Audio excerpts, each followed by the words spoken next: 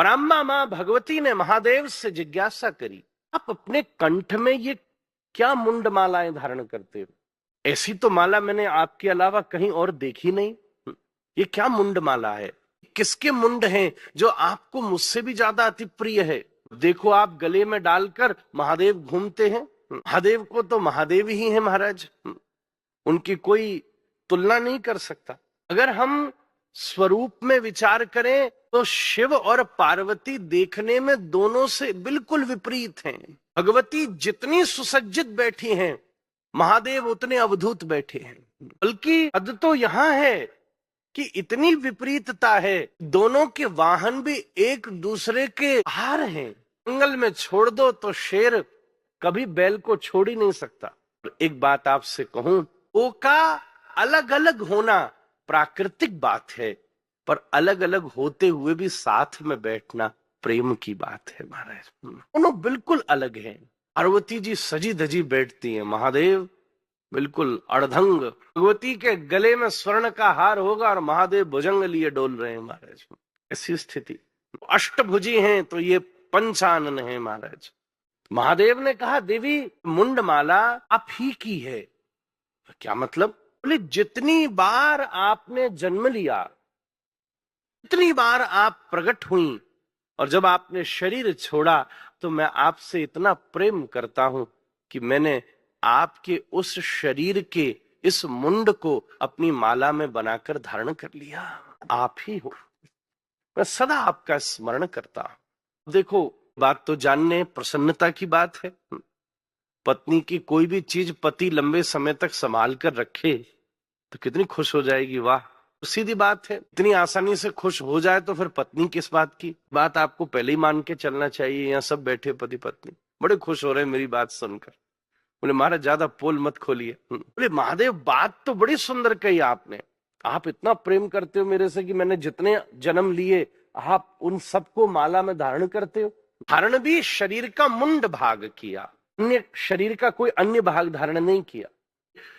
एक बात आपसे कहूं, किसी दूसरे के जीवन में आपके लिए अगर उपयोगी कोई वस्तु है तो वो उसकी बुद्धि है महाराज। आपके काम में कोई आ सकती है दूसरे की वस्तु, तो उसकी बुद्धि काम में आ सकती है। किसी का धन आप ले लोगे पर धन को संभालने की बुद्धि नहीं होगी तो 2, 4, 5 वर्ष में बर्बाद कर दोगे। किसी का यश तुम्हें प्राप्त हो जाएगा पर उस यश को संभालने की बुद्धि नहीं होगी तो खोपड़ी पर चढ़ जाएगा। ध्यान दीजिएगा, धन तो पुश्तैनी भी मिल सकता है पर बुद्धि नहीं मिल सकती।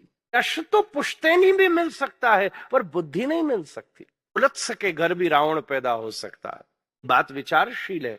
इस संसार में पुरुषार्थ ही बुद्धि को प्राप्त करना है। श्री कृष्ण अर्जुन से बोले, पार्थ सब तुझे कमाना है, मैं तुझे केवल एक चीज दे सकता हूं। धन नहीं दूंगा, वो तू खुद कमा।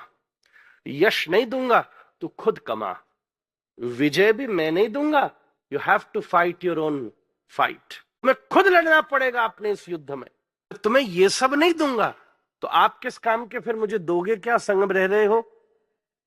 तो कृष्ण बोले, मैं तुझे एक चीज दे सकता हूं, ददामि बुद्धि योगम तम। बुद्धि मैं तुझे दे सकता हूं। अगर तेरे पास बुद्धि होगी तो फिर तू विजय भी प्राप्त कर सकता है।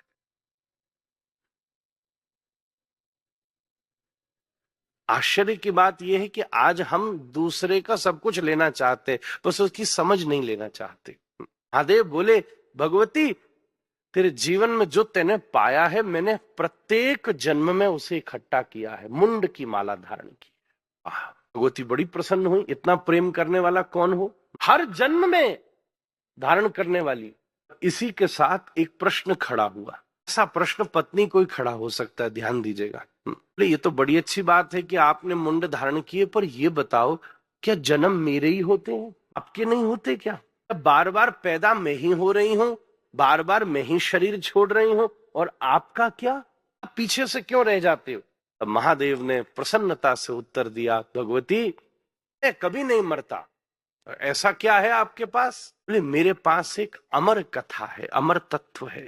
अब तो भगवती आग्रह करने लगी कि महादेव अगर ऐसा कुछ है तो वो मुझे भी दीजिए। ऐसा क्यों है कि बार बार मुझे शरीर छोड़ना पड़े और आप उसकी मुंड माला धारण करें?